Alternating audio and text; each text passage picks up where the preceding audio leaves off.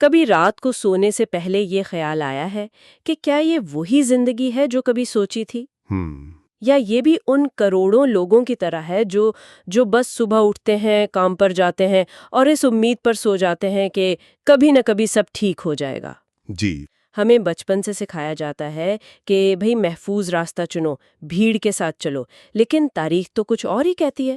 دنیا کو بدلنے والے لوگ تو ہمیشہ بھیڑ سے الگ ہی چلے ہیں۔ بالکل، اور آج ہماری گفتگو کا محور بھی یہی خیال ہے۔ ہم پیٹر تھیل کی کتاب 0 to 1 یعنی شونیہ سے ایک کے بنیادی نظریات پر بات کر رہے ہیں۔ اچھا۔ اور میں یہ واضح کر دوں کہ یہ کوئی عام بزنس گائیڈ نہیں ہے جس میں کامیابی کے 10 فارمولے بتا دیے ہوں۔ ٹھیک ہے۔ یہ کتاب سوچ کا زاویہ بدلنے کے بارے میں ہے، خاص طور پر ان طلباء اور نوجوان پیشہ ور افراد کے لیے جو کچھ نیا کرنا چاہتے ہیں لیکن اس شور میں کھو گئے ہیں کہ کہاں سے شروع کریں اور کیسے۔ بالکل۔ اور اس کتاب کا جو مرکزی خیال ہے وہ بظاہر بہت سادہ ہے، لیکن جب آپ اس پر سوچتی ہیں تو دماغ ہل جاتا ہے۔ جی تھیل کہتے ہیں کہ دنیا میں 2 طرح کی ترقی ہوتی ہے، ایک ہے 1 سے n تک جانا، یعنی جو چیز پہلے سے موجود ہے اسی کی کاپیاں بنانا۔ ہاں، یا اسے تھوڑا بہتر کر دینا، جیسے ایک ٹائپ رائٹر تھا، آپ نے 100 اور بنا دیے۔ ٹھیک ہے، لیکن دوسری ترقی ہے 0 سے 1 تک جانا۔ یعنی کچھ ایسا بنانا جو پہلے تھا ہی نہیں، جیسے ٹائپ رائٹر کی جگہ ورڈ پروسیسر۔ بالکل، یہی حقیقی جدت ہے۔ یہی انوویشن ہے۔ اچھا، تو پھر اسی سے جڑی ایک بات ہے، ہمیں بچپن سے یہی سکھایا جاتا ہے کہ مقابلہ کرو، کلاس میں فرسٹ آؤ، نوکری میں سب سے آگے نکلو، مقابلہ ایک اچھی چیز ہے۔ جی یہی سنتے آئے ہیں۔ لیکن اگر مقابلہ اتنا ہی اچھا ہے تو دنیا کی زیادہ تر کمپنیاں اور زیادہ تر لوگ اوسط درجے پر کیوں پھنسے ہوئے ہیں؟ یہ ایک سوال ہے جس پر ہم کبھی سوچتے ہی نہیں۔ اور تھیل اسی بنیادی عقیدے کو چیلنج کرتے ہیں۔ ان کے مطابق مقابلہ جدت کا دشمن ہے۔ دشمن؟ یہ تو بہت بڑی بات ہے۔ جی، جب بہت سی کمپنیاں ایک ہی چیز کے پیچھے بھاگ رہی ہوتی ہیں تو وہ ایک دوسرے کو بہتر بنانے پر نہیں بلکہ ایک دوسرے کو ختم کرنے پر توجہ دیتی ہیں۔ اچھا۔ نتیجہ قیمتیں کم ہوتی ہیں، منافع ختم ہو جاتا ہے اور آخر میں سب کے پاس اتنے ہی وسائل بچتے ہیں کہ بس زندہ رہ سکیں۔ تو وہ مستقبل بنانے کے بجائے صرف اپنی بقا کی جنگ لڑ رہے ہوتے ہیں۔ بالکل یہی بات ہے۔ اس کی کوئی عملی مثال ہمارے ارد گرد نظر آتی ہے؟ کیونکہ یہ سننے میں تو بہت ایک تھیوری لگ رہی ہے۔ بالکل ہے، ایئر لائن انڈسٹری کو ہی دیکھ لیں۔ پچھلے کئی سالوں میں دنیا بھر میں کروڑوں نئے مسافر آئے ہیں، انڈسٹری بہت بڑی ہوئی ہے۔ جی بالکل۔ لیکن زیادہ تر ایئر لائنز یا تو نقصان میں ہیں یا بہت کم منافع پر چل رہی ہیں۔ ایسا کیوں ہے؟ کیونکہ وہ سب ایک ہی سروس دے رہی ہیں، آپ کو ایک جگہ سے دوسری جگہ پہنچانا۔ ان کے درمیان مقابلہ صرف قیمت پر ہوتا ہے، جو سب سے سستا ٹکٹ دے گا لوگ اس کے پاس چلے جائیں گے۔ اور اس کے برعکس پھر گوگل جیسی کمپنیاں ہیں۔ بالکل، گوگل کو دیکھیں، وہ سرچ کے بزنس میں ایک طرح کی اجارہ داری رکھتا ہے۔ ایک رپورٹ کے مطابق 2012 میں گوگل کا منافع تمام امریکی ایئر لائنز کے مجموعی منافع سے 3 گنا زیادہ تھا۔ کیا بات ہے! ایک کمپنی کا منافع ایک پوری انڈسٹری سے زیادہ؟ جی، کیوں؟ کیونکہ ایئر لائنز مقابلے میں پھنسی ہیں اور گوگل نے ایک ایسا میدان بنایا جہاں اس کا کوئی مقابلہ ہی نہیں ہے۔ یہ بات ہمارے خطے کے لیے، خاص طور پر بھارت جیسے ملک کے تناظر میں بہت دلچسپ ہے۔ یہاں نوجوانوں پر بہت دباؤ ہوتا ہے کہ محفوظ راستہ چنو، انجینئرنگ کر لو، ڈاکٹر بن جاؤ۔ جی بالکل۔ لاکھوں لوگ ایک ہی امتحان کی تیاری میں اپنی زندگی کے بہترین سال لگا دیتے ہیں، توانائی بہت خرچ ہوتی ہے، لیکن کچھ نیا پیدا نہیں ہوتا، سب ایک ہی دوڑ میں شامل ہیں۔ آپ نے بالکل صحیح کہا۔ کتاب کی ایک لائن ہے، جہاں بھیڑ ہوتی ہے وہاں مولک سوچ مر چکی ہوتی ہے۔ جب ہر کوئی ایک ہی سمت میں بھاگ رہا ہوتا ہے تو وہ یہ سوچنے کی صلاحیت ہی کھو دیتا ہے کہ کیا کوئی اور راستہ بھی ہو سکتا ہے۔ لیکن اجارہ داری یا مونوپلی کا لفظ سنتے ہی ذہن میں ایک بہت منفی تصویر بنتی ہے۔ جی بالکل۔ جیسے کوئی بڑی ظالم کمپنی جو صارفین کو لوٹ رہی ہے اور کسی اور کو آگے نہیں آنے دے رہی۔ کیا تھیل اس منفی تاثر کو چیلنج کر رہے ہیں؟ یہ بہت اہم سوال ہے۔ تھیل روایتی اجارہ داری کی بات نہیں کر رہے، جو حکومت سے لائسنس لے کر یا دوسروں کو دبا کر بنائی جائے۔ اچھا، تو پھر کس کی بات کر رہے ہیں؟ وہ کہتے ہیں کہ حقیقی اور پائیدار اجارہ داری وہ ہوتی ہے جب کوئی کمپنی کچھ اتنا نیا اور اتنا بہترین بناتی ہے کہ اس کا کوئی متبادل ہی نہیں ہوتا۔ یعنی یہ زبردستی سے نہیں، جدت سے پیدا ہوتی ہے۔ بالکل، لوگ اس کی پروڈکٹ اس لیے نہیں خریدتے کہ ان کے پاس کوئی اور آپشن نہیں، بلکہ اس لیے خریدتے ہیں کیونکہ وہ سب سے بہتر ہے۔ تو جب گوگل آیا تب بھی تو یاہو اور الٹرا وسٹا جیسے سرچ انجن موجود تھے۔ جی موجود تھے۔ پھر گوگل نے ایسا کیا کیا کہ وہ اجارہ داری بن گیا؟ اس نے کوئی 5 یا 10% بہتر سروس تو نہیں دی تھی؟ نہیں، یہی تو نکتہ ہے، اس نے کھیل ہی بدل دیا۔ باقی سرچ انجن یہ دیکھ رہے تھے کہ کون سا ویب پیج سب سے زیادہ بار آپ کا سرچ کیا ہوا لفظ استعمال کرتا ہے۔ ٹھیک ہے۔ گوگل نے ایک بالکل نیا طریقہ اپنایا۔ اس نے دیکھا کہ کون سے ویب پیج کو دوسرے معتبر ویب پیجز نے لنک کیا ہے۔ یہ 10% بہتری نہیں تھی، یہ سوچ کا ایک بالکل نیا زاویہ تھا۔ اور اس نے سرچ کے مسئلے کو اتنے بہتر طریقے سے حل کیا کہ باقی سب غیر متعلقہ ہو گئے۔ بالکل۔ تو ایسی اجارہ داری بنانے کے لیے کیا چاہیے؟ کیا یہ صرف ایک بہترین آئیڈیا کا کمال ہے؟ آئیڈیا تو شروعات ہے۔ تھیل کے مطابق ایک مضبوط اجارہ داری کے 4 ستون ہوتے ہیں۔ 4 ستون؟ جی، پہلا، آپ کی ٹیکنالوجی اتنی منفرد ہو کہ اسے آسانی سے کاپی نہ کیا جا سکے۔ یہ دوسروں سے 10 گنا بہتر ہونی چاہیے، تھوڑی سی بہتر نہیں۔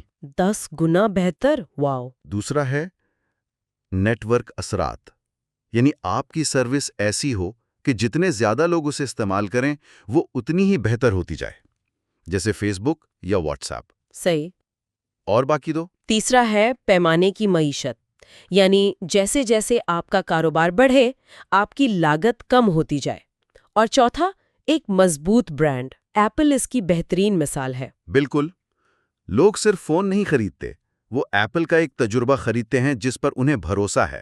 فیس بک کی مثال بہت دلچسپ ہے، آج تو وہ پوری دنیا پر چھایا ہوا ہے، لیکن اس کی شروعات بہت چھوٹی ہوئی تھی، ہے نا؟ اور یہی اس کتاب کا ایک اور اہم سبق ہے۔ فیس بک نے پوری دنیا کو ایک ساتھ جیتنے کی کوشش نہیں کی، اس نے پہلے ایک بہت ہی چھوٹی اور مخصوص مارکیٹ چنی۔ کون سی؟ ہارورڈ یونیورسٹی کے طلباء۔ جب ہارورڈ کے تقریباً سبھی طلباء اس پر آ گئے، تب اس نے دوسری یونیورسٹیوں کا رخ کیا۔ تو کیا اس کا مطلب یہ ہے کہ ایک بڑا عالمی منصوبہ شروع کرنے کا بہترین طریقہ یہ ہے کہ پہلے ایک بہت ہی چھوٹی اور مخصوص مارکیٹ پر پوری طرح غلبہ حاصل کیا جائے؟ یہ تو عام سوچ کے بالکل برعکس ہے۔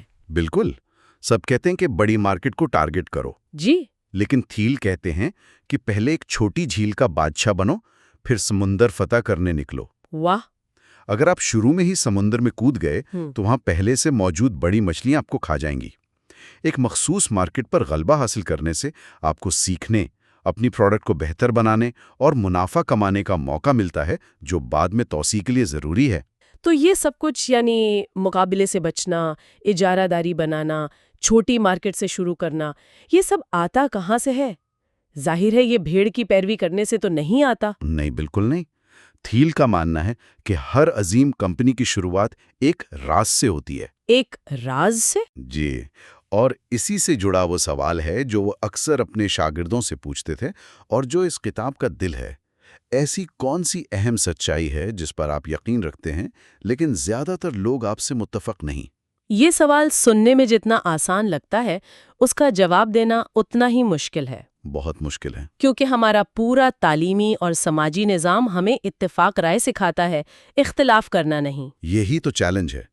کتاب میں راز کا مطلب کوئی سازشی نظریہ نہیں ہے۔ ایگزیکٹلی۔ اس کا مطلب ہے ایک ایسی سچائی جو دنیا میں موجود ہے، لیکن لوگ یا تو اسے دیکھ نہیں پا رہے یا اسے ماننے سے انکار کر رہے ہیں۔ کوئی مثال؟ مثال کے طور پر ایر بی این بی کے بانیوں نے اس راز کو دریافت کیا کہ اجنبی لوگ ایک دوسرے پر بھروسہ کرنے کو تیار ہیں اور وہ ہوٹل کے بجائے کسی کے گھر میں رہنا پسند کریں گے۔ اس وقت یہ بات پاگل پن لگتی تھی۔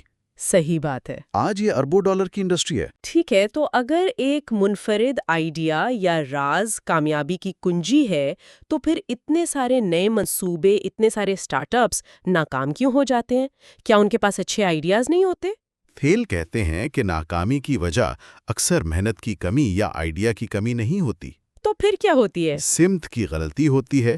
انہوں نے ناکامی کی کئی وجوہات بتائی ہیں، لیکن 2 ایسی ہیں جو سب سے زیادہ نظر انداز کی جاتی ہیں، اور وہ تکنیکی نہیں ہیں بلکہ نفسیاتی اور حکمت عملی سے متعلق ہیں۔ وہ کون سی ہیں؟ پہلی ہے تقسیم یعنی ڈسٹریبیوشن۔ لوگ، خاص طور پر انجینئرز اور ٹیکنالوجی کے ماہرین، یہ سمجھتے ہیں کہ اگر ان کی پروڈکٹ بہت اچھی ہے تو وہ خود بخود بک جائے گی، جو کہ ایک بہت بڑی غلط فہمی ہے۔ بہت بڑی اور مہلک غلط فہمی ہے۔ ایک بہترین پروڈکٹ کو لوگوں تک پہنچانے کا منصوبہ یعنی مارکیٹنگ اور سیلز خود پروڈکٹ جتنا ہی اہم ہے۔ یہ بات بہت اہم ہے۔ ہم اکثر بہترین ذہنوں کو ناکام ہوتے دیکھتے ہیں کیونکہ وہ یہ نہیں سوچتے کہ ان کی بنائی ہوئی چیز لوگوں تک پہنچے گی کیسے۔ وہ مارکیٹنگ کو ایک کمتر کام سمجھتے ہیں۔ بالکل۔ اور دوسری اور شاید سب سے گہری وجہ ہے الگ دکھنے کا ڈر۔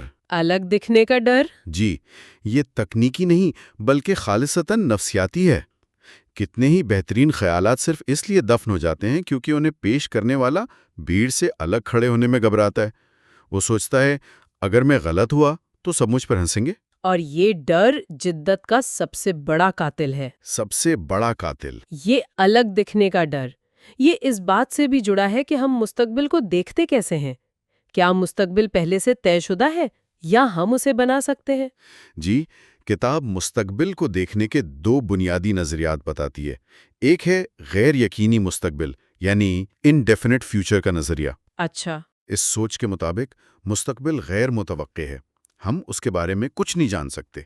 اس لیے بہترین حکمت عملی یہ ہے کہ آپ اپنے آپشنز کھلے رکھیں اور کسی ایک چیز پر سب کچھ داؤ پر نہ لگائیں۔ یہ تو ہمارے تعلیمی نظام کی بنیاد لگتا ہے۔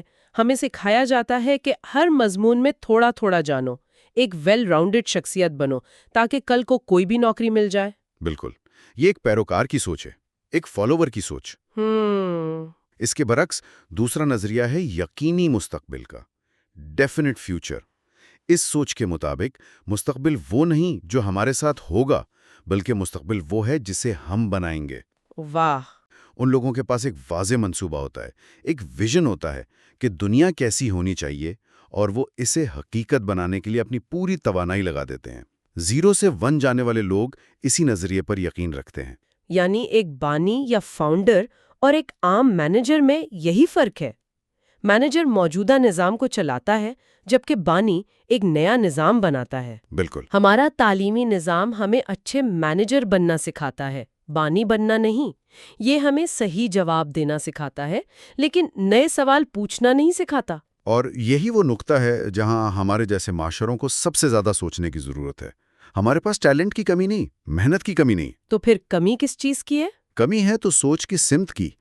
جب کروڑوں ذہین لوگ ایک ہی منزل کی طرف بھاگیں گے تو وہ بھیڑ بن جائیں گے۔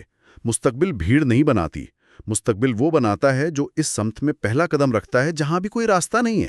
تو اگر اس پوری گفتگو کو سمیٹیں تو میرے ذہن میں جو سب سے بڑی بات بیٹھ گئی ہے وہ یہ ہے کہ ہم سب کو مقابلہ کرنا سکھایا جاتا ہے جبکہ اصل کامیابی مقابلہ ختم کرنے میں ہے۔ بالکل۔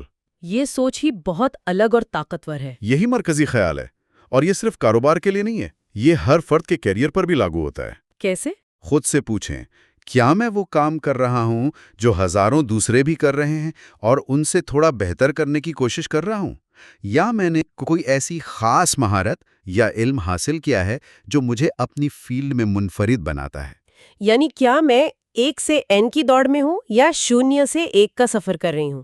بالکل۔ اور اس انفرادیت کو حاصل کرنے کے لیے آپ کو ایک راز جاننا ہوگا، ایک ایسی سچائی جس پر ابھی دوسرے یقین نہیں کرتے۔ جی، اور اس راز پر عمل کرنے کے لیے آپ کو مستقبل کے بارے میں ایک یقینی نظریہ رکھنا ہوگا کہ میں یہ بنا سکتا ہوں، اور آخر میں آپ کو وہ ہمت چاہیے کہ آپ بھیڑ سے الگ کھڑے ہو سکیں۔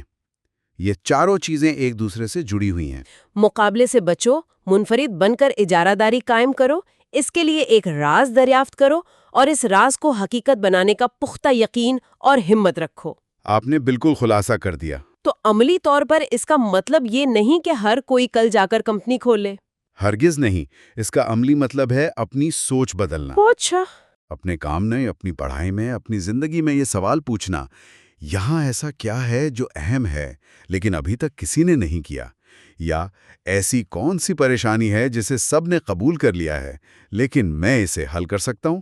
مقابلہ جیتنے سے کہیں زیادہ اطمینان بخش ہے ایک ایسا کھیل بنانا جہاں آپ اکیلے کھلاڑی ہوں۔ بالکل، تاریخ ہمیشہ الگ سوچنے والوں نے ہی بنائی ہے۔ دنیا میں دو طرح کے لوگ ہوتے ہیں، ایک وہ جو پوچھتے ہیں کہ کیا کام کر رہا ہے تاکہ وہ بھی وہی کر سکیں، اور دوسرے وہ ہیں جو طے کرتے ہیں کہ کیا کام کرنا چاہیے۔